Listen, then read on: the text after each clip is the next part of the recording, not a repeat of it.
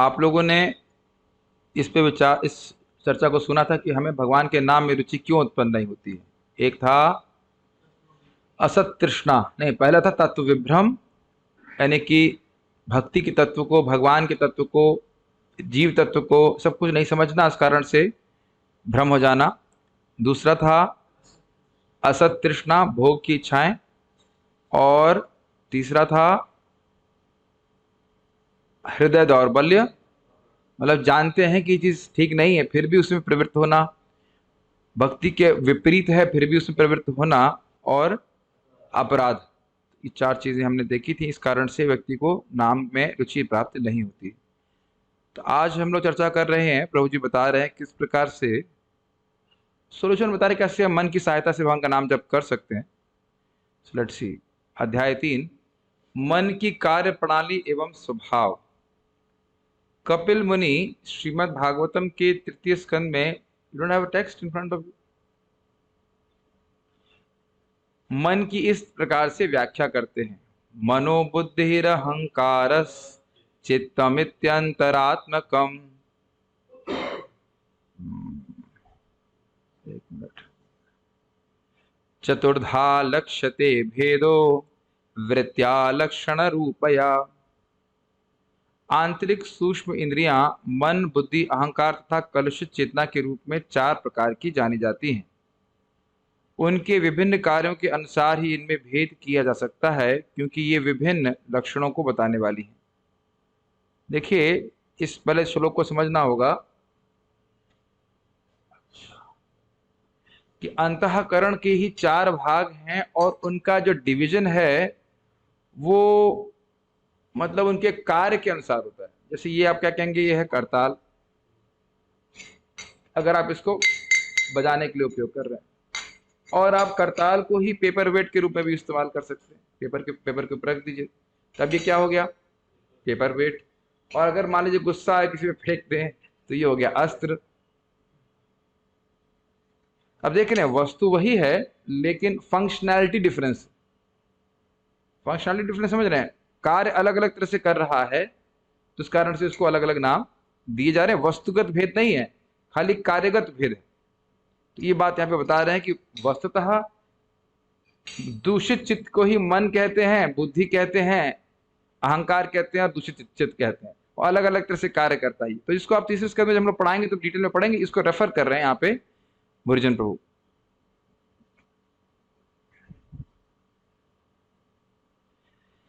चारों सूक्ष्म इंद्रियां मन, बुद्धि, अहंकार और आवृत्त चेतना अर्थात चित्त मिलकर सूक्ष्म शरीर बनाते हैं।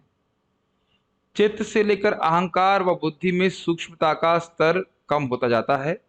इसमें सबसे कम सूक्ष्म है यह निरंतर गतिशील मन। सूक्ष्म मीन्स सटल। जैसे आपने सुना ना, मन से श्रेष्ठ बुद्धि है, बुद्धि से श्रेष्ठ अहंकार भी है, और अहंकार से श्रेष्ठ फिर आत्मा है। लेकिन आत्मा पर अलग ही वस्तु हो जाती है, केवल सूक्ष्म ही नहीं, वो अलग ही वस्तु है। यद्यपि व्यवहारिक रूप से मन और अहंकार समान ही हैं, किंतु मन का कार्य अहंकार की तुलना में कम सूक्ष्म है। प्रायः हम सोचते हैं कि एकाग्र होकर जप करने में सबसे बड़ा अवरोध मन है, ठीक है, परंतु वास्तव में समस्या का कारण यह अहंकार है, जो कि मन से भी अधिक सूक्ष्म है। मन अहंकार की तुलना में स्थूल होने के कारण इस अहंकार के अधीन होता है। जैसे हमारी स्थूल इंद्रियां मन से कहीं अधिक स्थूल हैं और इस कारण से मन के नियंत्रण में रहती हैं। तो जो चीज अधिक सटल है वह उससे अधिक ग्रॉस वस्तु को कंट्रोल कर रही है, ये बात यहाँ पे बताई जा रही है। आप देख सकते हो कि अपने मन को आप बुद्धि के द्वारा नियंत्रित कर सकते हैं। आप देख रहे हैं इस समय भी मन भाग रहा है इधर उधर, लेकिन आपके पास कुछ शक्ति है जिसके द्वारा अपने मन को आप केंद्रित कर सकते हैं। ये सब में है कि नहीं, आपने देखा ये समझ रहे हैं, सभी वक्त समझते हैं। मेरे पास सब सामने आया तो अच्छा रहेगा, मुझे ऐसे करके लगातार बोलना पड़ेगा। Best is to sit on the chair, no more is come, nobody is come, sit on the chair. ऐसा लग रहा है कभी चेयर पे बैठे नहीं है। इतनी में पूरी क्लास खत्म कर देंगे, इसी में पूरी क्लास खत्म कर देंगे। बैठी, ऐसा लगे कि डोनर आके कुछ बैठे हैं लोग, डिस्टर्ब नहीं। 2000 नोट निकाल दी सामने साहब। बैठ जाओ बैठ जाओ, एक और कुर्सी नहीं है?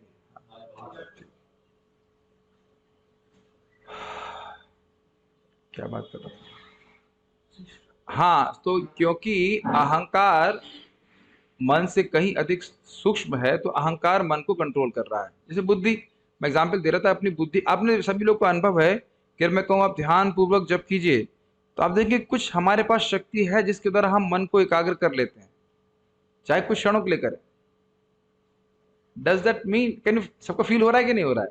मैं कहूँ ध्यान पूर्वक सुनना, जैसे मैं बोलता हूँ ध्यान पूर्वक सुनना, तो भले आपका ध्यान भटक रहा है, आपके पास कुछ शक्ति है कि मन को एकाग्र करते हैं उधर। यह भी देखा होगा कि बहुत जोर से कहीं आवाज हो रही है, और अगर आपको अपना जप सुनना है या किसी से बात करनी है, चलिए ऐसे समझिए, किसी से बात करनी है और मंदिर में अनाउंसमेंट भी चल रही हो, तो भी हम अपने मन को एकाग्र कर लेते हैं।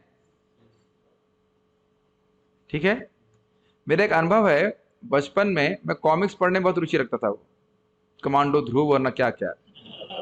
तब बचपन में एक बच्चे के रूप में भी मैंने ये नोटिस किया कि जब मैं कॉमिक्स पढ़ता हूँ, तब ना मुझे गर्मी लगती है, ना मेरा ध्यान रहता है कि पंखा चल रहा है, ना कुछ, क्योंकि मन उसमें अभिनिविष्ट होने लगता है, उसको टेस्ट रहता है। एब्जॉर्ब हो जाते, उधर ध्यान ही नहीं देता, गर्मी सर्दी कोई ध्यान नहीं रहता है। आपने सुना भी होगा कि लोग वो वीडियो गेम खेलते खेलते, हमने सुना था वो लोग खाना भूल जाते, लोग मर भी जाते हैं। मैंने सुना 40-40 घंटे खेल के मर भी गए बच्चे लोग इस प्रकार से। तो सुने, देखा तो नहीं है, लेकिन इस प्रकार से हमने सुना है। नहीं तो जिंदा है।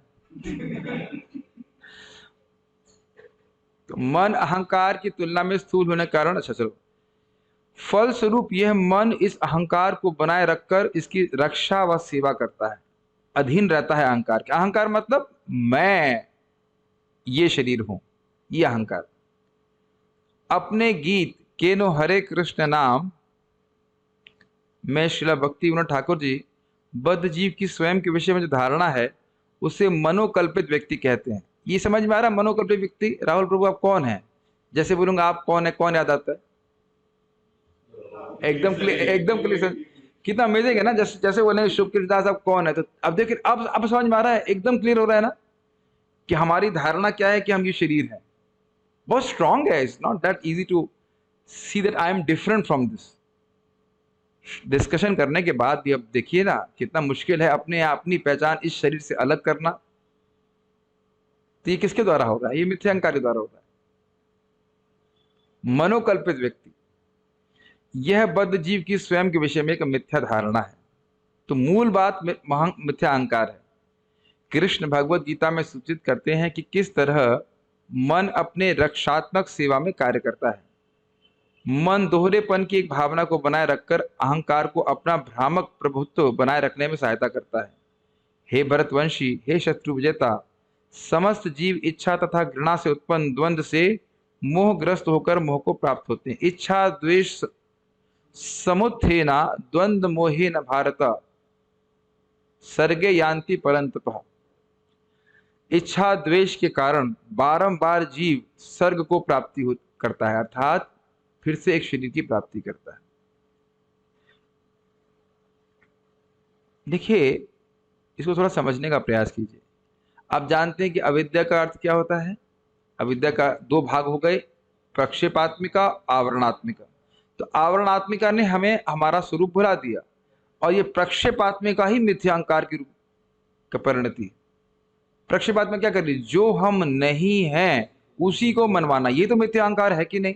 अहंकार तो आप जीव से नहीं काट सकते, क्योंकि अहंकार मतलब मैं हूं, आई एम, दैट अवेयरनेस, ये ज्ञान आप सभी लोगों को है। क्या आप लोग यहाँ क्लास में हैं, my dear zoom devotees? Shashikant, are you here? Yes. So हम सभी लोग यहाँ पे अनुभव कर रहे हैं कि we are aware that we exist. इसे कहते हैं आई एम, मैं हूं। ये बड़ी विशिष्ट गुण है कि नहीं? कुछ लगता नहीं आपको विशिष्ट? क्योंकि हमारे इंटीग्रल है हमारे अस्तित्व में, तो हमें कुछ विशेष लगता नहीं है। लेकिन आप विचार कीजिए, हम ऐसे जगत में हैं जहाँ पे हमको छोड़ करके और अन्य जीवों को छोड़ करके कोई वस्तु ऐसी नहीं है जो इस चेतना से युक्त हो कि वो है। मेरी कुछ बात समझ में आ रही है? All around we are surrounded with matter only. खैर, ये बात समझ में आ रहा है मिथ्यांकार कैसे ऑपरेट करता है? फिर आप बताइए क्या होता है फिर? उसे कहते हैं अस्मिता। अब अस्मिता के बाद क्या आता है? राग और द्वेष। और ये बात हमने कल भी चर्चा करी थी कि राग और द्वेष के कारण व्यक्ति शत्रु मित्र बना के बैठा रहता है। वो शत्रु मित्र किसका है? किसका है? उस व्यक्ति का जो मैं मान रहा हूं कि मैं हूं। अब कुछ क्लियर हो रहा है? मन इसी शत्रु द्वेषा इच्छा देश में फंसा रहता है, डुअलिटी में फंसा रहता है। और किसका किसका शत्रु है वो? ये जो शरीर दिख रहा है उसका, उसमें आत्मभावना करना कि ये मैं हूं, पर इसके अनुसार शत्रु और मित्र के रूप में अपने जीवन को बांट लेना। और इन सारी चीजों में मन जब फंसा रहेगा तो ये बताइए कि भगवान कहां से आएंगे? और आप जानते हो अगर भगवान मन में आने लगे तो माया कहां से आएगी? ये एकदम क्लियर दिखाई पड़ रहा है दिन और रात की तरह कि शत्रु मित्र में जब तक हमारा मन फंसा रहेगा, शत्रु मतलब ये अच्छा है ये बुरा है, ये अच्छा है बुरा, तब तक मन भगवान में कैसे लगेगा बताइए? भोग और त्याग समझ रहे हैं? ये अच्छा है, कल भी यही मैं पढ़ रहा था, भोग ये अच्छा लग रहा है, त्याग नहीं अच्छा नहीं लग रहा। कॉन्स्टेंटली मन इसी में आगे पीछे होता रहता है, ये चाहिए ये चाहिए नहीं। और कभी कभी तो वो वस्तु जो चाहिए उसी को बोलता है नहीं ये नहीं चाहिए। आपने देखा कभी कभी हम लोग बैठे होते सीधे, मन कहता है नहीं टांग थोड़ा फैला के बैठो, फिर कहता है टांग के फैला के बैठो, सीधे वापस आलती बालती मार के बैठो, सेम चीज है ना। तो ये कह रहे इसी तरह से राग और द्वेष में हमको फंसा के रखता है। दोहरी प्रक्रिया के विषय में टिप्पणी देते हैं प्रभुपाद जी, द्वंद्वपूर्ण जगत में सुख तथा दुख का अंतर मात्र मनोरथ होता है, क्योंकि तथाकथित सुख तथा दुख वास्तव में एक ही है। वे स्वप्न में भोगे सुख तथा दुख के समान हैं। सोता हुआ व्यक्ति सपने में ही खुशी और चिंता का अनुभव करता है, यद्यपि जिसका वास्तव में कोई अस्तित्व ही नहीं है। बहुत सुंदर ये प्रभु जी ने टिप्पणियां रखी हुई। स्वप्न तथा जागृति दोनों में मन ही कार्य करता है और मन के संकल्प तथा विकल्प से उत्पन्न प्रत्येक वस्तु मनोधर्म कहलाती है। प्रभा जी के तात्पर्य से प्रभात कोट करना है, तो इसको समझने का प्रयास कीजिए। बारंबार एग्जाम्पल दिया जाता है और समझते भी हैं। स्वप्न में हम पहचान उस मनोकल्पित व्यक्ति से करते हैं कि नहीं, कि मैं वो व्यक्ति हूं। फिर हम परेशान होने चालू हो जाते हैं, हमें कुछ नुकसान हो रहा है, हमारा फायदा हो रहा है। सेम चीज जागृत अवस्था में, मानेंगे आप इस बात को?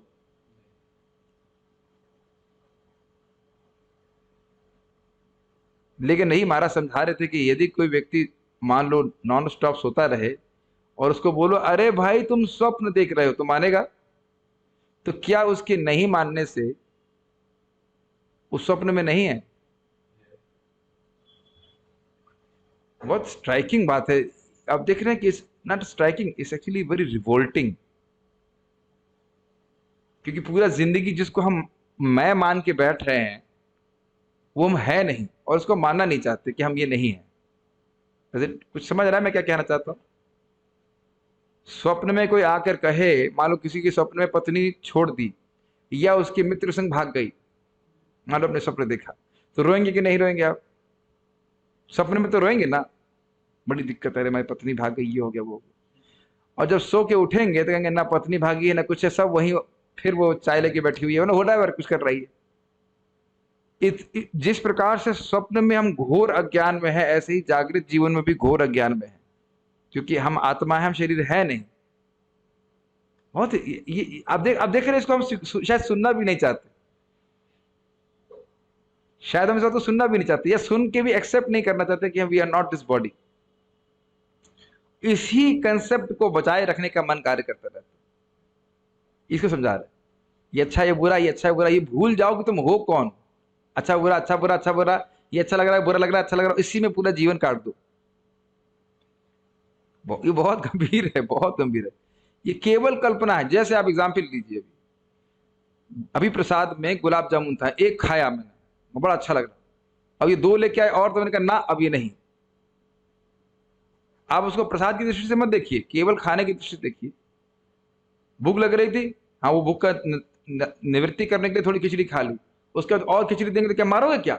वही वस्तु आपको बिल्कुल अब जहर जैसी लगती। प्रसाद की दृष्टि से मैं नहीं बोल रहा हूँ, केवल खाने की दृष्टि से बोल रहा हूँ। आप देखेंगे गर्मी गर्मी एसी चलाओ और एसी एकदम ठंडा करना चालू कर देगा, अरे तुम जान निकल जाएगी। वही वस्तु हमको खराब लगने लगती। ये बात अगर हम समझ जाए तो भोग में नहीं पड़ेंगे। शरीर के चलाने के लिए जो हमें आवश्यक हो तो ग्रहण करना पड़ेगा, तो मर जाएंगे, मर तो नहीं जाएंगे, शरीर गिर जाएगा। इसीलिए भगवान गीता में से युक्त होने के लिए कहते हैं लेकिन ये नहीं सोचना चाहिए कि भोग इकट्ठे करके हम सुखी हो जाएंगे। जिस लड़की से प्रेम करता है बहुत बार उसी के अगेंस्ट वो कोर्ट में खड़ा हो जाता है डाइवोर्स के लिए। देख रहे हैं भोग त्याग। तो ये मनोधर्म है, अर्थात इसका मन से कोई हमारे इसकी आत्मा से कोई संबंध नहीं है। Mental concoction. सब बातें समझ पा रहे हैं? मनोधर्म कल्पना कर रहे हैं हम कि हम सुखी हो गए। इसको महाराज बड़े अच्छी तरह से बताते हैं कि मन की कहीं अनुकूल वृत्ति होती है तो हम उसको सुख मानने लगते हैं, और मन की कोई प्रतिकूल वृत्ति होगी तो कहते हैं ना ये तो दुख है, अच्छा लगता है। एक छोटा सा एग्जाम्पल महाराज समझा रहे थे, कह रहे थे कि एक बार सच्ची घटना है, ट्रेन थी, वो ट्रेन लेट हो गई तो सारे लोग गाली दे रहे थे, क्या है लेट हो गई ये वो। तो ये प्रतिकूल वृत्ति है कि नहीं? और कुछ लोग लेट हो गए थे ट्रेन पकड़ने में तो दौड़ करके आए, उनको ट्रेन पकड़ने को मिल गई, कह रहे आज तो भगवान ने बड़ा अच्छा किया, हाँ ये ट्रेन लेट हो गई तो हम लोग बैठ पाए। तो घटना एक ही है लेकिन उसके रिएक्शन दोनों लोगों में अलग अलग प्रकार से है कि नहीं? सुंदर पता समझ में आ रहा है कि नहीं?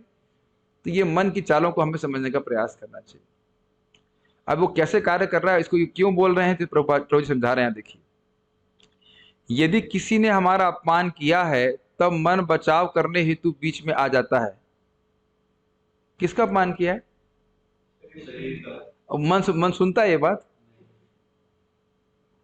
देखिए मैं आप लोग को बोल रहा था ना, मैं इस पे कहीं कहते हैं इस लेवल पे हूँ। एक सन्यासी थे यहाँ पे, बीमार थे तो कुछ समय के लिए इधर आए थे, बता रहे थे 2 लाख नाम जप कर रहे हैं कई सालों से, गोविंद कुंड में रहते थे, भजना नदी साधु थे, 45 साल से भजन कर रहे हैं। कह रहे अभी भी अगर कोई बुरा बोल देता है तो सहन नहीं होता। माया का प्रभाव बड़ा गंभीर है। खैर इससे हमें, हमारे संग कौन कैसा बर्ताव करेगा हम नहीं जानते। हमें जरूर शिक्षा लेनी चाहिए कि यथासंभव हो सके किसी को कटु वचन नहीं बोले। ये एक साइड शिक्षा आपको जरूर प्राप्त करनी चाहिए भाई। लोगों को शब्द बहुत चुभ जाता है, हमको लगता, हम जब हम बोलते हैं तो हमको नहीं लगता है, लेकिन एक्चुअली जब हम सुनते हैं तो हमको लगता है कि नहीं? Anyways, but point is that कि मन इस प्रकार से बोलता है और तब हम भूल जाते हैं कि हम आत्मा है, तो हम भूल जाते हैं कि हमको ध्यानपूर्वक नाम जप करना है इत्यादि इत्यादि। करता है कि नहीं करता? और यदि किसी ने हमारी प्रशंसा की हो तो यह हम बड़ा संतुष्ट हो जाता है और हमारे प्रशंसक को बुद्धिमान समझता है। आखिर कोई तो मेरी महिमा समझ पा रहा है। क्या आप मन की इस चाल को देखते हैं कि नहीं? अब देखिए हमारे कान कितने बड़े हो जाते। क्या कहा आपने? कुछ ठीक से एक बार फिर से जरा थोड़ा उच्चारण करिए फिर से। इन दोनों ही स्थितियों में मन अहंकार को बचाए रखता है और हमें हमारी वास्तविक पहचान से अनभिज्ञ बनाए रखता है। ये समझ में आ रहा है? एक तरफ हो रहा है राग, जब कोई व्यक्ति ये प्रशंसा कर रहा है तो उससे राग हो रहा है, और व्यक्ति निंदा कर रहा है तो उससे द्वेष हो रहा है। और दोनों ही चीज में हम क्यों आसक्त हो रहे हैं? क्योंकि हम ये सोचते हैं कि हम शरीर हैं, हम इस शरीर की, तो वो उसी शरीर को देख रहा है, इस शरीर को ही वो कुछ गुणगान कर रहा है या निंदा कर रहा है। कुछ आप लोग अभी तक समझ पा रहे हैं मन कैसे अहंकार से मिलकर कार्य कर रहा है? हमारी वास्तविक पहचान क्या है, हम कौन हैं? जब हम इस संसार में आए तो हमें अहंकार के एक आवरण ने ढक लिया। इसी आवरण ने हमें एक मिथ्या पहचान दी। याद आ रहा भी क्या बोला था? आवरणात्मिका अविद्या शक्ति और प्रक्षेपात्मिका, जो हम नहीं है वह मिथ्या पहचान दे दी तुमको। तुम देवता हो, मैं देवता हूं, मैं ये हूं, इत्यादि इत्यादि इत्यादि। हम इस मिथ्या पहचान के अतिरिक्त और कुछ भी नहीं जानते। वाह, जो ये, और कितना अमेजिंग है ना कि जितना हम इस समय अभिनिविष्ट हैं उतना ही पिछले जन्म में अभिनिविष्ट थे। मान लो मैं पिछले जन्म में स्त्री था तो बिल्कुल मान रहा था कि मैं स्त्री ही हूं, और अब मैं बिल्कुल मान रहा हूं कि मैं पुरुष ही हूं। कितना अमेजिंग है ना माया। लोग कहते हैं कि पिछला जन्म याद ना रहा, याद क्यों नहीं रहता? और मान लो याद रहता कि हम सुअर थे तब कंफ्यूज हो जाएंगे ना। इस तरह की देखिए डिस्कशंस हमको भक्ति में प्रगति करने के लिए बहुत प्रेरित करते हैं। क्यों? अब मैं ऐसा नाम तो नहीं रख सकता, लेकिन ये बात मैं देख रहा हूं, हमारे भक्तों में भी देख रहा हूं किस प्रकार से भोग की आशा लेकर के वो बहुत बहुत दुख भोगने के लिए तैयार हैं, लेकिन ये नहीं समझ रहे हैं कि इन सारी चीजों से आत्मा कभी प्रसन्न नहीं हो सकती। आत्मा मतलब मैं स्वयं।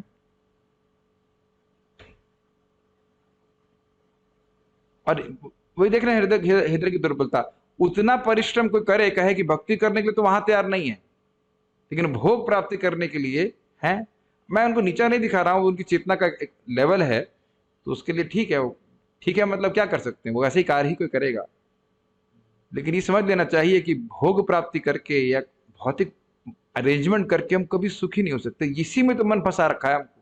हम हैं कौन, ये आइडेंटिटी बिल्कुल भूल के बैठे हुए हैं और गलत आइडेंटिटी के अनुसार कार्य कर रहे हैं।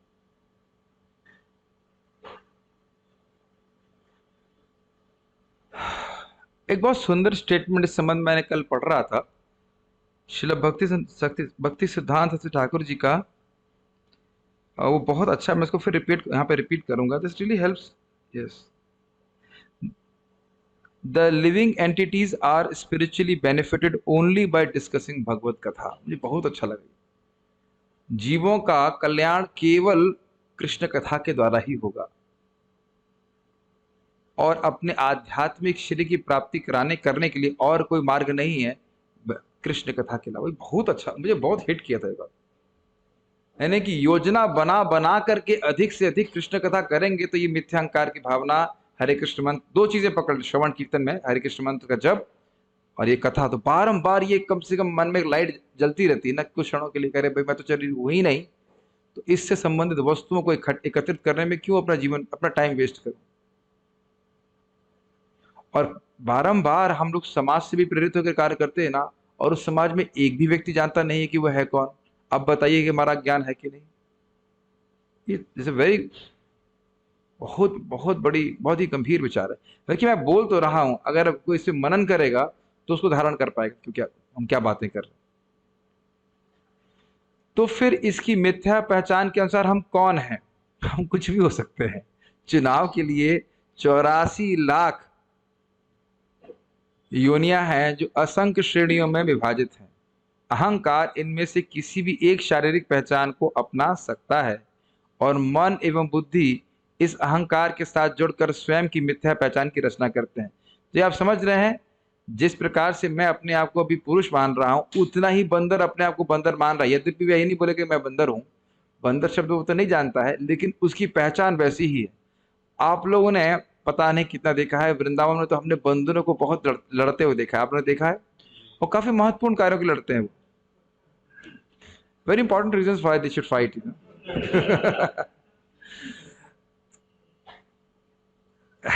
कि नहीं, कभी भी आप बंदरों को लड़ते हुए देखिए, एकदम लगेगा कि क्या मूर्खतापूर्ण बात पे लड़ाई कर रहे हैं वो, और वही आप मैप कर दीजिए इंसानों के ऊपर।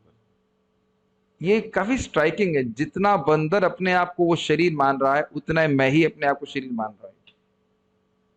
जितना वो, और उसका परिणति क्या है? आहार निद्रा भय मैथुन में एब्जॉर्ब बंदर, आहार निद्रा भय मिथुन में एब्जॉर्ब इंसान। इसी को तो ऋषभ देव जी हिट कर रहे हैं ना, कि इसका बस यही प्राप्ति करने के लिए मानव जीवन है। तो यानी कि 84 लाख ऑप्शन है हमारे पास मानने के लिए कि हम क्या हैं। कलर कोड होते हैं ना, बहुत सारे कलर सेलेक्ट कर लीजिए, शेड्स। फिर वही बात आपको महाप्रभु की याद आ रही होगी, कितने सारे क्या अनंत जीव हैं, और वो 84 लोक योनियों में भ्रमण कर रहे हैं, और हर जगह यही मान रहे हैं, और उतना ही मान रहे हैं जितना मैं मान रहा हूं कि मैं शरीर हूं। कोई कमी नहीं है। ये am I like driving the point across? ये बहुत खतरनाक है मिथ्यांकार, बहुत डेंजरस। अहंकार इनमें से किसी भी एक शारीरिक पहचान को अपना सकता है, और मन एवं बुद्धि इस अहंकार के संग जुड़कर, हाँ, इसका अर्थ क्या हुआ? मन, जब जीव बंदर के शरीर को अपना मान रहा है, तो फिर बंदर जैसा मन होगा, उसकी बुद्धि भी वैसे ही कार्य करेगी कि इसके लिए इस शरीर के उपयोगी जो भोग है उसे कैसे जुटाया जाए। Does it make sense? इंसान के शरीर में रहेगा तो उसी के अनुसार वो भोग जुटाएगा, तो बुद्धि और मन भी उसी प्रकार से कार्य करने लग जाएंगे। हमारी शाश्वत पहचान श्री कृष्ण के प्रिय भक्त की है, उसे छोड़कर अहंकार किसी भी अन्य पहचान को अपनाने के लिए तत्पर रहता है। वाह, ये लाइन समझ में आई? मैं कृष्ण का ही हूं, मामेव, ये नहीं मानना चाहता है, इसमें कठिनाई होती है, और बाकी कुछ भी मानने के लिए आसान लगता है, और उसके आधार पर कार्य करना भी आसान होता है। आप देखिए, रोज लोग 10-10 12 घंटे काम करते हैं, कोई कठिनाई नहीं अनुभव करते। और एकादशी में 12 घंटे जाप करना हो तो, ये 12 घंटे भागवत पढ़ना हो तो, या कृष्ण की सेवा करनी हो और कुछ भी किसी प्रकार से, तो एक बौद्ध जीव को कठिनाई अनुभव होती। तो आप देख सकते हैं वो सब मिथ्यांका के कारण। क्लियर हो रहा होगा। अहंकार हमारी चेतना को इस प्रकार भर देता है कि हम भूल जाते हैं कि हम कृष्ण के हैं और वे हमारे।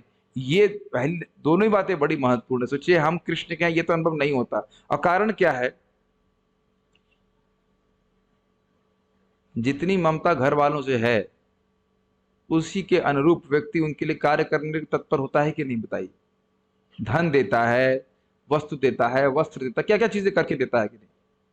क्या ऐसी ममता कृष्ण से है? ये प्रश्न हमको स्वयं करना होगा। और कितनी अद्भुत बात यह है कि उनसे हमारा कोई संबंध है नहीं वास्तविक। कई बार लोग वृद्धावस्था में मंदिर में आते हैं, कहते हैं मैं सारा पैसा घर में देकर के आ गया, अब आपके पास आया। मैंने कहा तू फिर आया क्यों? गौरव बोलते आप आए क्यों फिर? यानी आसक्ति तो घर वालों में ही है ना। आप देखो, मैं फिर रिपीट, किसी को बोलो कि 10% भी कृष्ण को वैष्णव की सेवा लगा दो रोज, भारी लगेगा। 10% भी, इस्कॉन डिवोटी भी नहीं देते 10%। अब भक्तों की तो बात छोड़ दीजिए, तो क्या ममत्व है बताइए। तो ये थोड़ा सोचने वाली बात है। ममता समझ रहे हैं? मैं डोनेशन कलेक्शन करने की बात नहीं कर रहा हूं, जीवन समर्पित करने की बात तो चलो छोड़ दो। अपने संसाधनों को कितना उपयोग कर रहे हैं भगवान की सेवा में, ये फिर हम क्या बोल रहे हैं कृष्ण के प्रति प्रेम इत्यादि इत्यादि।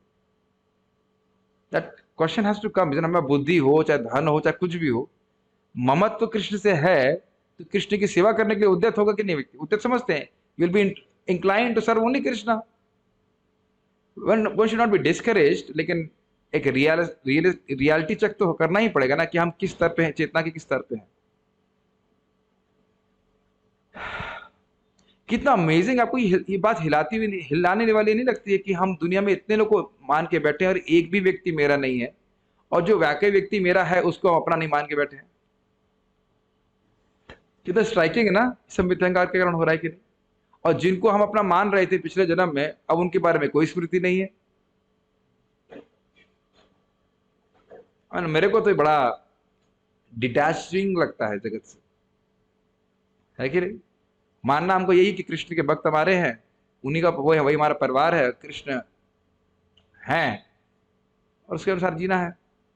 भले व्यक्ति अपने ग्रस्त में रह रहा हो, कहीं पे भी रह रहा हो, लेकिन ये भावना उसको रखनी चाहिए कि असली हमारे हितैषी तो बस वैष्णव हैं, भक्त हैं। बाकी लोग तो क्या हमारा समय, क्या हमारा भला ही कर रहे हैं, और क्या करने की क्षमता है। सब बातें सोचने वाली। श्रीमद् भागवतम में से हमें ज्ञात होता है कि मन अहम का सतोगुण में रूपांतरण है। मतलब जो मिथ्यांकार सतोगुण से प्रभावित होता है, तो यह मन के रूप में, मन और देवताओं के रूप में परिणत होता है, मन उससे बनता है। और बुद्धि अहम का रजोगुण में रूपांतरण है। मन का कार्य श्री कृष्ण के प्रति हमारी मिथ्या समझ एवं भुलावे की रक्षा करना है। मतलब कृष्ण क्या है वो ना समझ पाए हम, और ये मानते बैठे कि हम ही शरीर है, इसकी रक्षा, इस कंसेप्ट की रक्षा करना। ऐसा मन संकल्प तथा विकल्प के प्रयोग से करता है। संकल्प मतलब ये चाहिए, विकल्प मतलब ये नहीं चाहिए, भोग त्याग, राग द्वेष, ऐसे। बुद्धि तो स्वभाव से ही रजोगुणी है, अतएव यह अहंकार की सीमा में योजनाएं बनाती रहती है। इस प्रकार यह बुद्धि संकल्प या विकल्प के माध्यम से मन को संतुष्ट करती है। ये समझ में आया? संकल्प हुआ कि गुलाब जामुन खाना है, चलो खाना है। अब बुद्धि क्या करेगी? कैसे खाना है, ठीक है। विकल्प हुआ, नहीं वहां नहीं जाना है। अब बहुत सारे बहाने मारेगी बुद्धि, नहीं क्यों जाना है, क्या नहीं करना, इत्यादि इत्यादि। रोज आप देखिए, सुबह अगर आप बहुत एडवांस नहीं हैं तो मन में क्या संकल्प आता है? अरे अभी थोड़ा सो जाओ। और बुद्धि देखिए बहुत सारे बहाने देती है कि नहीं, अरे तुम रात में बहुत देर में सोए हो, तुम थक गए हो, कुछ शरीर को भी देखो कि नहीं। अच्छा तुम्हें जब में नींद आएगी तो क्या ये सब विचार आते हैं ना मन में रोज, है कि नहीं? उठ तो तुम जाओगे 3:30 बजे, कोई दिक्कत नहीं, हमने मना कहाँ किया है, अच्छी बात है उठना। रोज ऐसे बुद्धि प्रोसेस करते है कि नहीं, कि देखो भाई तुम थक गए हो, फिर दिन में भी तुम्हें सेवा करनी है, थोड़ा तो और सो लो, ऐसे करके तो लोग नहीं उठ पाते। ऑब्वियसली जैसे बुद्धि स्ट्रांग होती जाती तो फिर आपकी बुद्धि प्रश्न नहीं, उठने का समय हो गया, जब कब करोगे, इत्यादि इत्यादि। तो ये मन संकल्प विकल्प कर रहा है, और कैसे बुद्धि योजना बना करके सहायता करी। क्या ये पॉइंट क्लियर हो रहा है? जी ठीक है। ओके, यह जानना विस्मयकारी हो सकता है कि मन सत्वगुण से प्रभावित है और बुद्धि रजोगुण से, क्योंकि हम सामान्यतः बुद्धि को मन से ऊपर व सत्वगुण को रजोगुण से ऊपर मानते हैं। ये कुछ समझ में आया? डाउट डाउट क्या है? हमने सुना ना गीता में कि मन से ऊपर बुद्धि है और बुद्धि से परे आत्मा है। और यहाँ हम भी ये भी सुनते हैं कि तमोगुण से श्रेष्ठ रजोगुण, रजोगुण से श्रेष्ठ वो सत्वगुण है। तो सत्वगुण का विकार है मन और रजोगुण का विकार है बुद्धि। तो ये कैसे हो गया? इसका ज्यादा एक्सप्लेनेशन में सुना नहीं कि क्यों हो गया, लेकिन ये बात बस यहाँ पे आ रही कि ऐसा है और बुद्धि के कार्य और मन के कार्य को समझना होगा। क्या आपने कभी ऐसा अनुभव किया है कि आप जब कर रहे हैं और कुछ प्लानिंग कर रहे हैं तो पता ही नहीं चला कि जब कब समाप्त हो गया? बहुत कूल जब करने का तरीका है, आपको मालूम भी नहीं चलेगा कि ये बहुत बार होता है। कभी आप खाना खा रहे हो कहीं मन खोया हो तो आपको पता ही नहीं चलेगा कि कितना रोटी खाए या नहीं खाए। ऐसा हुआ है जब स्पेशली कोई परेशान होते तब भी ध्यान नहीं देखते, या टीवी देखते हुए लोग टीवी देखते रहते हैं तो बुद्धि उसी में लगी रहती है और खाते रहते हैं, पता भी चलता क्या खा रहा है क्या नहीं खा रहा है। सब आप प्रैक्टिकल देख रहे हैं। अब तो मेरे मन में इतनी योजना नहीं बनती है। वैसे मैं देखा जब करता हूँ बस आंखें बंद करूंगा तो अरे ये नहीं आया व्यक्ति, मुझे इतनी योजना थी, ये क्यों नहीं आया, ये नहीं आया। पहले बहुत योजना बनती थी, मंदिर में पेंटिंग करना, ये कलर करूंगा, वो करूँ, ये नहीं कलर करूँ, वो करूंगा, वैसे। हाँ, ये अच्छी बात है कि कम से कम ये भगवान की सेवा के संबंध में। फिर भी जब के समय योजना बनाना कोई बहुत अच्छी बात नहीं। ऑल दो जब योजना बनाने के लिए सबसे अच्छा टाइम है। क्या लगता है आप लोग, हम गलत तो नहीं बोल रहे? भौतिक चाहे आध्यात्मिक योजना बनाने का सबसे अच्छा काम जो है जप करने का। हरे कृष्ण हरे कृष्ण। सब भक्त जानते हैं, जो भक्ति करते हैं सब जानते हैं। परंतु बुद्धि निरंतर भविष्य के लिए योजनाएं बनाती रहती है और भूतकाल को संयोजित करती रहती है। ये समझ में आया? ये इंटरेस्टिंग है। इंग्लिश में लिखा हुआ है रिफ्रेमिंग द पास्ट। अरे काश ऐसा हो जाता, अच्छा नहीं हुआ ये, काश ऐसा कर लेते। क्या आप लोग ऐसा अनुभव करते हैं?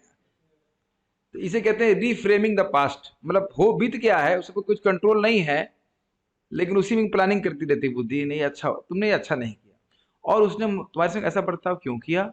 क्या वो इतना भी नहीं जानता तुम कितने सिंसियर हो भक्ति में? ऐसे वो कैसे बोल सकते हैं? आप देखा इस प्रकार से कॉन्स्टेंटली रिफ्रेमिंग करता है। और जबकि आप भूतकाल कुछ भी नहीं कर सकते, कर सकते नहीं।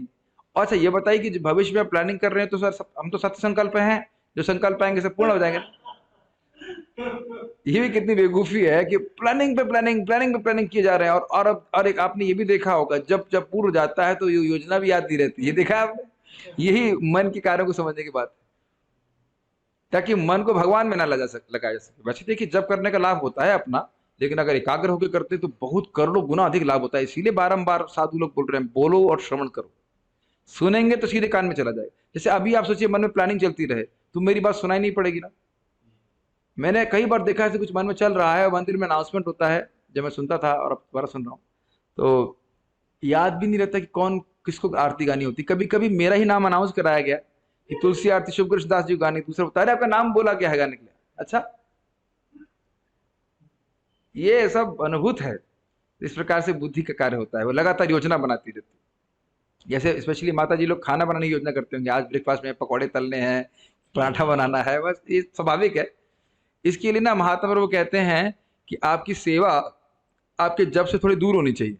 पहले बहुत पहले मैं भक्तों के लिए खिचड़ी बनाता था, तो मेरा जब अगर 7 बजे तक ड्रैग हो गया तो फिर वो खिचड़ी पकती थी मेरे जब आज ये डालूंगा, आज वो डालूंगा, आज मिर्ची डालूंगा, ये करूंगा, आज सामान मसाला डालूंगा, ये ऐसे होता था। गलत तो नहीं कह रहे, मैं काफी सब लोग भक्त का अनुभव किए होंगे। ठीक है, तो इन दोनों चीजों पे हमारा कंट्रोल भी तो नहीं है। भविष्य में क्या होगा कौन जाना है, और भूतकाल का तो मतलब ही नहीं, चला गया हाथ से आपके। ये दोनों ही क्रियाएं रजोगुणी हैं। ठीक है, मतलब भूतकाल का संयोजन करना, संयोजन मतलब रिफ्रेमिंग करना, ऐसा हो जाता है, वैसा हो जाता है, ऐसा हो जाता है, और आगे ऐसे कर लेंगे, ऐसे कर लेंगे, ऐसे कर लेंगे, ऐसे रजोगुण है। हम मन और बुद्धि के मध्य होने वाली इस आंतरिक प्रक्रिया को प्रतिदिन अनुभव करते हैं। तो उसकी व्याख्या कर लिया। श्रीमद् भागवत में भगवान श्री कृष्ण अपने भक्त उद्धव को थोड़े अलग शब्दों में मन, बुद्धि और अहंकार के बीच में होने वाले अंतर कलह को समझाते हैं। हे उद्धव, बुद्धि रहित व्यक्ति सर्वप्रथम अपनी झूठी पहचान भौतिक शरीर तथा मन के साथ करता है, ये मैं हूं। क्लियर? और जब किसी की चेतना में ऐसा मिथ्या ज्ञान उत्पन्न हो जाता है तो महान कष्ट का कारण भौतिक काम अर्थात विषय वासना उस मन में व्याप्त हो जाता है। ये लाइन समझ में आ गई? ये कई बार मैं समझा चुका हूं, जब तक हम अपनी पहचान इस शरीर से नहीं करते तब तक भौतिक काम उत्पन्न ही नहीं हो सकता। उसका मूल मिथ्यांकार है कि नहीं? काम का मतलब ही क्या हुआ? अपनी इंद्रियों की तुष्टि को, इच्छा को काम कहते हैं। तो अपनी इंद्रिय की तुष्टि का मतलब क्या हुआ? ये जीव संतुष्ट होगी तो मैं संतुष्ट होऊंगा, ये आंख संतुष्ट होंगी तो मैं संतुष्ट होऊंगा, यही तो भावना है। तो क्लियर होगा, समझ में आ रहा होगा? तो ये अगर इधर से मिथ्यांकार क्लियर हो गया, हट गया, तो उधर नहीं रहेगा कि मैं जीव को संतुष्ट कर लूं, मैं कान को संतुष्ट कर लूं या आंख को संतुष्ट कर लूं तो मैं सुखी हो जाऊंगा। This is called mental concoction. यही बात बोल रहे हैं। कुछ ना समझ में आए तो बताइएगा, ये चीजें समझ आती ठीक है। उस मन में व्याप्त हो जाता है विषय वासना जो स्वभाव से सात्विक होता है। तब काम द्वारा दूषित मन भौतिक उन्नति के लिए तरह तरह की योजनाएं बनाने में एवं बदलने में लीन हो जाता है। क्लियर, समझ में आया? मैं ये शरीर हूं, इंद्रिय तृप्ति में से मैं सुखी हो जाऊंगा, बस उसके लिए कोई योजना नहीं बनानी पड़ेगी, फ्री में मिल जाएगी। इंद्रिय तृप्ति की आसानी से मिलती है, बताइए? शादी बिना प्लानिंग की होती है। प्लेट में लड्डू की तरह जाती है कोई कोई किसी की पत्नी। मैंने तो आज तक कभी सुना नहीं, आप सुने कि देखें? अमेजोन से किसी ने पार्सल में भेज दिया, ऐसा तो होता नहीं है। कितनी योजना बनाता है ना व्यक्ति, और उस योजना के पीछे आधार क्या? जो लोग भी शादी करना चाहते हैं, जरा अपने चित्त को देखिए। पहली चीज आप क्या सोचते हैं बताइए? नहीं, मतलब बताइए, मतलब अपने मन को बताइए क्या सोच रहे हैं आप। ये मत बताओ कि कौन प्लानिंग कर रहा है, खाली सोचिए, अपने अपने थॉट प्रोसेस को देखिए। क्या सोच रहे हैं? मैं ये शरीर हूं, फिर भोग वासना है। ये मत कहिएगा कि मैं सृष्टि चलाने के लिए शादी कर रहा हूं। सृष्टि चलाने के लिए कोई शादी नहीं कर रहा है। महाराज खूब जोक करे। महाराज जी, अगर सब लोग शादी नहीं करेंगे तो सृष्टि कैसे चलेगी? परम पूज्य वृंदावन चंद्र महाराज, तो महाराज क्लास में बोले तो भाई सभी लोग सृष्टि चलाने के लिए शादी कर रहे हैं, जितने गृहस्थ बैठे हैं। काम वासना नहीं होगी तो क्यों शादी करेगा बताओ? तो उसका मूल क्या है बताइए? अभी क्या सीख रहे हैं? मूल क्या है? मूल है मिथ्यांकार। वो अपने पर ओढ़ लिया, फिर काम वासना है, फिर उसकी पूर्ति के लिए फिर योजना बनाएगा कि शादी करेंगे, फिर यहाँ रहेंगे, फिर बच्चे करेंगे, फिर ये फलान ढमकाना, इत्यादि इत्यादि। ये एक एग्जाम्पल, और बाकी कहीं कितने भी आप भोग की योजना की एग्जाम्पल आप इसमें जोड़ सकते हैं। आज मैं इस पे भी बात विचार कर रहा था। जैसे मान लीजिए, हमको छोटा सा इसी पॉइंट को समझिए कि हम लोग जब बीमार हो जाते हैं तो हम इस बात से तो कॉन्शियस है ना कि हम बीमार हैं, और हम दवा लेंगे तो ये बीमारी ठीक हो जाएगी। Just very simple, is it not? अगर हम इस प्रकार से अवेयर हो जाएं कि हम भगवान के दास हैं, बुद्धि से भी स्वीकार कर लें, वास्तविकता तो यही है, और अब मैं भजन के लिए बैठा हूं ताकि मेरी ये जो अभिनिवेश शरीर में वो नष्ट हो। ऑब्वियसली ये मेन गोल नहीं है, लेकिन मतलब मेरा हृदय शुद्ध हो। मैं इस शरीर से पहचान कर रहा हूं ये मेरा दूषण है, ये मेरा अज्ञान है। तो उस we can be in a mood of receptance. आप मेरी बातें कुछ समझ पा रहे हैं कि मुझे नाम की कृपा चाहिए, मेरा अज्ञान दूर हो, भगवान में मेरी प्रीति हो, मेरा हृदय शुद्ध हो। इस चीज के प्रति हम सचेत रहेंगे। We are not just doing something, some action, it's not simply ritual. बहुत प्रभाव होता है इसका आपके नाम जप के ऊपर, बहुत बड़ा। वी आर हियर, हम यहाँ पे हैं ताकि नाम को प्रसन्न कर सकें। तो ये आप समझ रहे हैं किस प्रकार से योजना बनाता रहता है, मैं ये करूंगा, मैं वो करूंगा, मैं यहाँ जाऊंगा, मैं वहां जाऊंगा, इत्यादि इत्यादि। अभी एक भक्त बता रहे थे कैसे उनका एक्सीडेंट हुआ और 3 महीने तक उनकी एक आंख से बिल्कुल उनको दिखाई ही नहीं पड़ा। हो गई ना योजना पे सारा पानी। फिर एक हमारे गुरु महाराज को उदाहरण को दे रहे थे, कैसे एक मछली, सुने होंगे मछली वाले एग्जाम्पल। मछली गंगा जी में खूब मस्ती कर रही है, तो बड़ा अच्छा परिवार है, और इतने में हॉक आता है, खट से पकड़ करके, हॉक मतलब बाज आया, पकड़ के लेके चला गया, खत्म। तो यही बात बोल रहे हैं, इसी डुअलिटी में फंसाया रहता है व्यक्ति। ये समझ में आया? मन के संकल्प विकल्प, मन में कुछ काम इच्छा आई, और उसकी उस काम इच्छा को पूर्ण करने के लिए बुद्धि प्रोसेसिंग में लगी रहती, योजना बनाती रहती। इस प्रकार सदैव गुणों का चिंतन करते हुए मूर्ख व्यक्ति असह्य भौतिक इच्छाओं से पीड़ित होता रहता है। कभी आपने देखा है कि काम इच्छा, काम इच्छा मैं केवल स्त्री संबंध की बात नहीं कर रहा हूँ, एक मोबाइल को प्राप्त करने की इच्छा भी काम इच्छा है। आप देखते हो कितना जलाती है, हाय कब आएगा, हाय मिलेगा कैसे, ये वो। हमारे ड्राइवर साहब बोल रहे थे 14,000 रुपये का मोबाइल लिया वो, जब आ गया तो कह रहे अब मैं बहुत पैसा खराब किया। लेकिन कह रहा था मैं कुछ सोच के अलावा सोच ही नहीं पा रहा था, जब तक ये फोन प्राप्त नहीं होगा मैं सुखी नहीं हूँ। लोन लेकर ये करके वो करके, क्या लोग इस प्रकार से निर्णय नहीं करते? आप अब देख रहे हैं कितनी जलन है ये। तो ये सब बातें समझनी चाहिए। तो ये नहीं सोचना चाहिए कि इस इच्छाओं को पूर्ण कर लेने से व्यक्ति सुखी हो जाएगा। क्यों? ये बुद्धि उसी में लगी हुई है। इसीलिए तो भगवान बोल रहे हैं तो असह्य पीड़ा को झेलता रहता है। यह भौतिक संसार जड़ पदार्थ, स्थूल शरीर व सूक्ष्म शरीर, मन बुद्धि अहंकार व दूषित चेतना से मिलकर बना हुआ है। ये दिख रहा है। इनकी रचना केवल हमें इस भ्रम में रखने के लिए हुई है कि हम कृष्ण के दास ना होकर कुछ और हैं। ये भी समझ में आया? मैं देवता हूँ, इंसान हूँ, स्त्री हूँ, जानवर हूँ। जो जानवर भी सोचता नहीं कि मैं जानवर हूँ, लेकिन मैं हूँ, मैं ये हूँ जो मैं हूँ।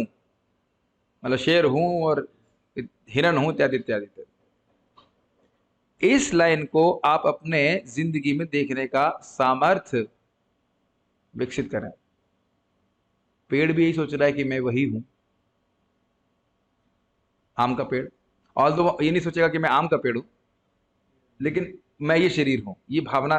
क्या आप ये दिख पा रहा है आपको आयुष प्रभु? एक्चुअली बुद्धि का उपयोग तो करिए कि दिख रहा है ना कि गाय भी यही सोच रही है कि मैं यही हूं, ये बछड़ा मेरा है।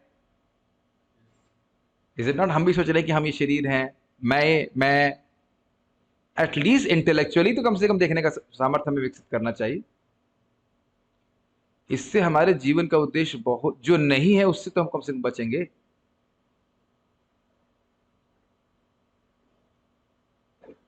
ये बात आपको लग रहा होगा मैं बारंबार रिपीट कर रहा हूं, लेकिन मैं बारंबार लोगों को देख रहा हूं कि इस प्रकार अज्ञान में पढ़कर अपने जीवन का कितना बहुमूल्य समय व्यर्थ कर रहे हैं, जो कि भक्ति में लग सकता। शायद आप लोग अनुभव भी कर रहे हो। इस मन का विषय है संकल्प और विकल्प। हम कुछ विशेष वस्तुओं को अपनाते हैं जिन्हें मन आनंददायक समझता है, अर्थात अनुकूल वृत्ति, और हम उन वस्तुओं से विमुख हो जाते हैं जिन्हें मन अप्रिय दुखदायी समझता है, प्रतिकूल वृत्ति। इसकी व्याख्या मैं कर चुका हूं। भगवत गीता में लिखा है, इच्छा द्वेष समुत्थेना द्वंद्व मोहेन भारत सर्वभूतानि सम्मोहम सर्गे यान्ति परन्तप। क्या हम लोग ऐसा फील कर सकने का प्रयास कर सकते हैं कि मैं जेल में बैठा हूं? Then you see what is your consciousness. मेरी बातें कुछ समझ पता नहीं समझ। मान लीजिए कि आपको जेल में डाल दिया गया, then can we be still comfortable in jail, thinking कि हम यहाँ परिवार करेंगे? वैसे तो जेल में परिवार नहीं होता है, लेकिन एक और वक्त एग्जाम्पल दे रहे थे कि मान लो हम अस्पताल में हैं और एक बहुत सुंदर नर्स आती है, तो क्या आप ये सोचेंगे इससे तो शादी करूंगा मैं? The purpose of hospital is to get cured and get out of it.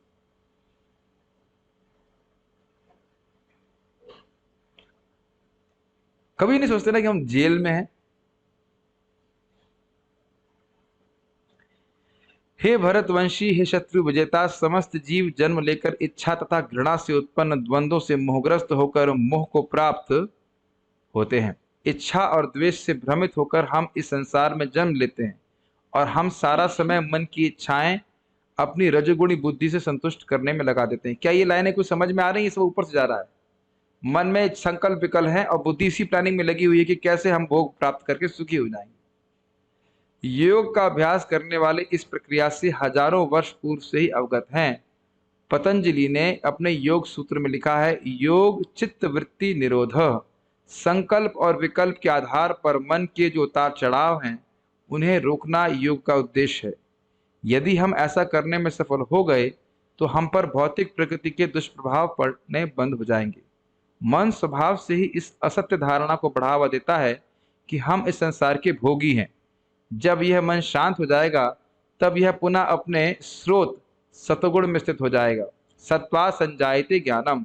इस अति क्रियाशील मन को सतगुण की ओर ले जाने मात्र से ही, भले ही बौद्ध चिंतन शैली की तरह इस मन को शांत किया जाए, कोई भी शुद्ध सत्व के निकट पहुंच सकता है।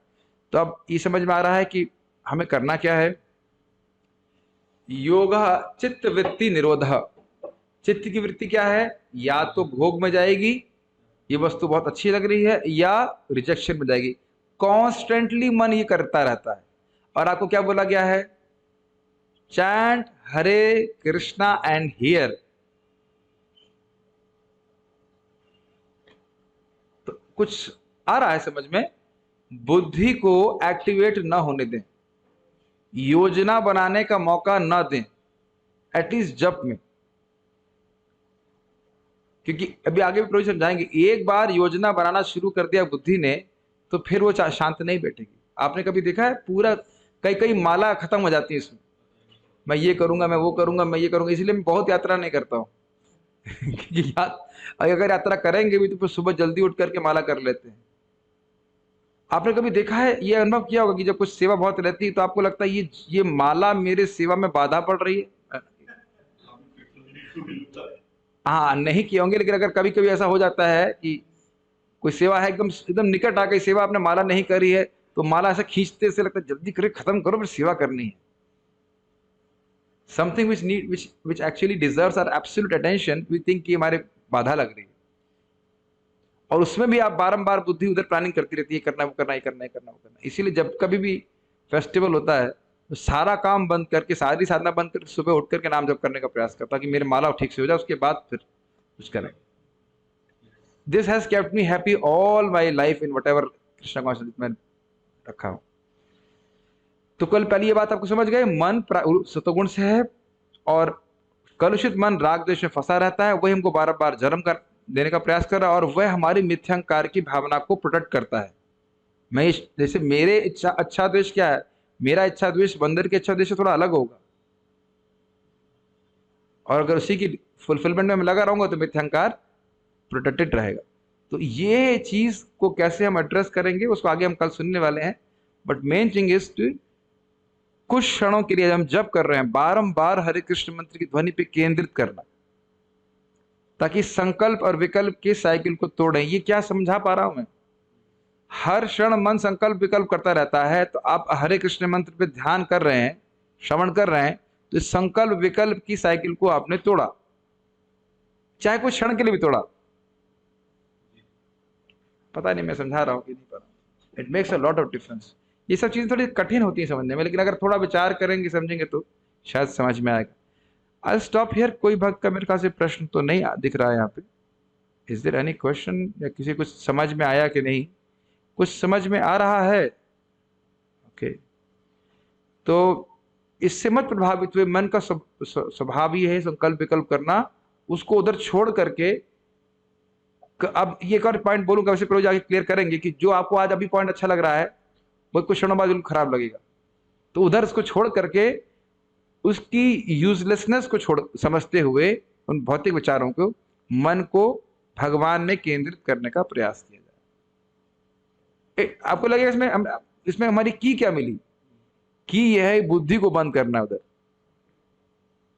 थर्ड की इज दैट कि बुद्धि रजोगुणी है, बुद्धि को एक्टिवेट मत होने दीजिए कि ये करूंगा, ये करना है, वो करना है, जब में मत करने दीजिए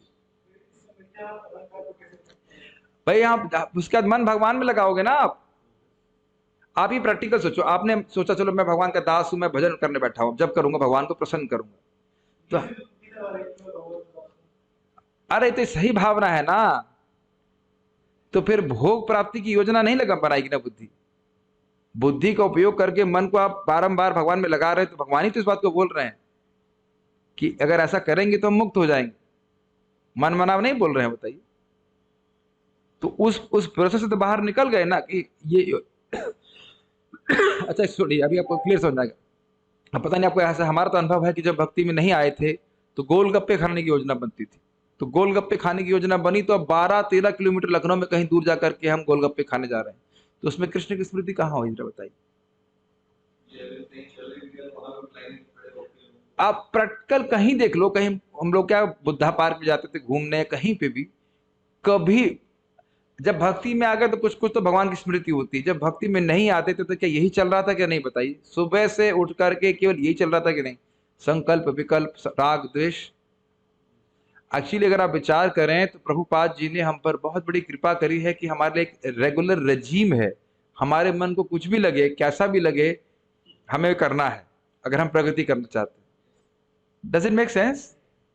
आपको अच्छा लगे ना लगे, आपको जब करना है, लगे या ना लगे, आपको मंगल आरती आना है। जो लोग साधना कर रहे हैं, मैं उनकी बात कर रहा हूँ।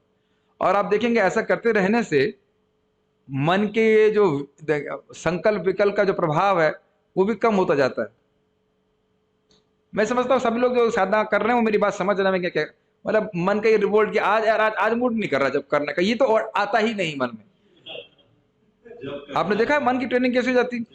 आज जब जब करना है या मूड कर रहा है नहाने का, आता है मन में कुछ, मूड नहीं होता है। आपने देखा है पहले हम लोग की क्या स्थिति थी, आज नहाने का मन नहीं कर रहा है कि नहीं? घंटे 2 घंटा सोचेगा, 10 बजे तक सोचेगा, फिर उसके बाद चलो धूप निकल गई है, महक आ रही है शरीर से, चलो मैं स्नान कर लेता हूँ। मैं एकदम गलत नहीं बोल रहा है कि नहीं, सब लोग हम लोग सोचते हैं क्या? और 15 मिनट में स्नान करके भजन करना है कि ये सोचने का मौका कहाँ है बताइए? देख रहे हैं कितनी ट्रेनिंग हो गई है मन की।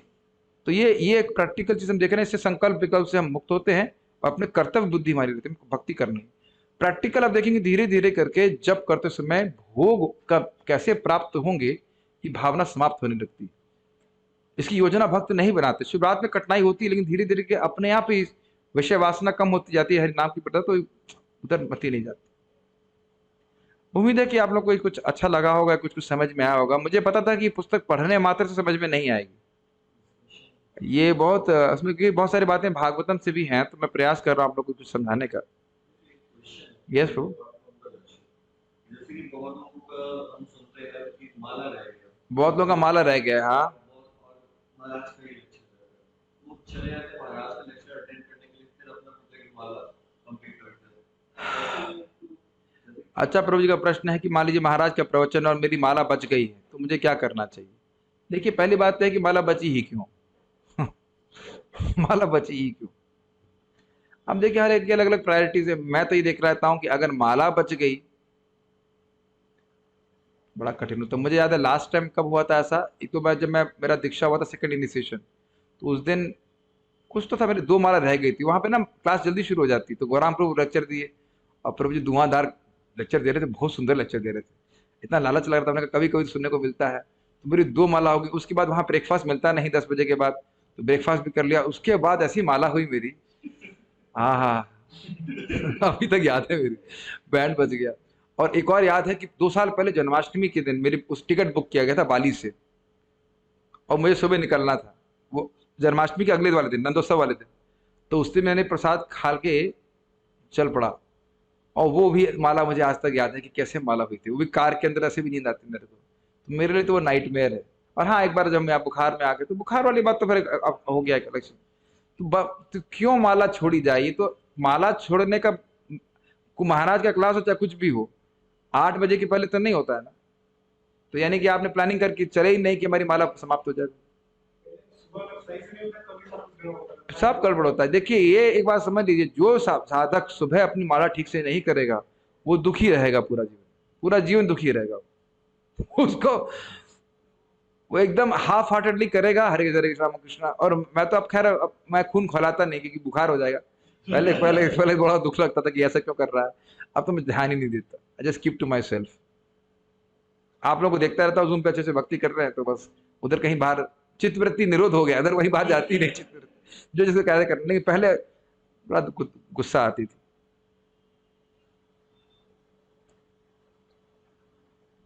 कह रहे हैं कि जब हम श्रवण करने का प्रयास करते हैं मंत्र का, तो इंद्रिय के विचार आते हैं, बिकॉज हम श्रवण करने का प्रयास करते हैं और हमारी चेतना शुद्ध हो रही है। हाँ, और अगर हम नहीं करते हैं ध्यानपूर्वक तो कुछ होता नहीं, ये सत्य बात है। एक्चुअली ऐसा नहीं कह सकते, लेकिन जनरली ऐसा होता है। अगर हम ध्यानपूर्वक नहीं करने का प्रयास करते हैं तो ज़्यादा कुछ होता नहीं है। मतलब उसको, उसे लगता नहीं कि जीवन में कुछ प्रॉब्लम है, नहीं, उसको लगता है कि जीवन में कुछ प्रॉब्लम नहीं है। ये लोग इतनी मेहनत क्यों कर रहे हैं? मतलब जो लोग सिंसियरली साधना करने का प्रयास कर रहे हैं, इतना क्या दिक्कत है हरे कृष्ण करने? जैसे याद है रुद्र प्रभु को तुमको बेस का टीचर, वो बेस का कुक बोला, जब तक पूरा दिन कर सकते इस सुबह सुबह इतना करने की क्या जरूरत?